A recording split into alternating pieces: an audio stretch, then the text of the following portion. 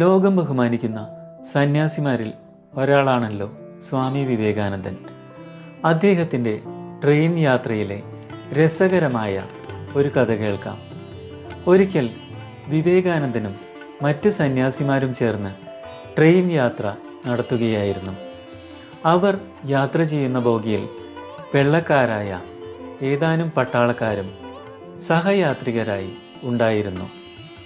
അവർ യാത്രക്കിടയിൽ പലപ്പോഴായി സന്യാസിമാരെക്കുറിച്ച് മോശമായി ഇടയ്ക്കിടെ ഇംഗ്ലീഷിൽ ഓരോ കാര്യങ്ങൾ പരിഹാസപൂർവം പറയുന്നുണ്ടായിരുന്നു.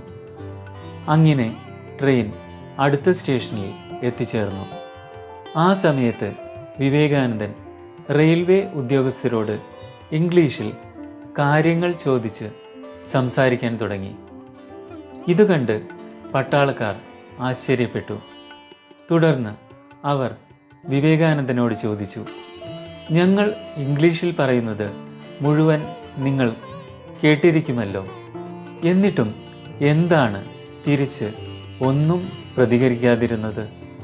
വിവേകാനന്ദൻ അതിന് നൽകിയ മറുപടി ഇതായിരുന്നു: ഞാൻ വിഡ്ഢികളെ കാണുന്നത് ഇത് ആദ്യമായിട്ടല്ലല്ലോ. ഇത് കേട്ട് അവർ ലഭ്യരായി.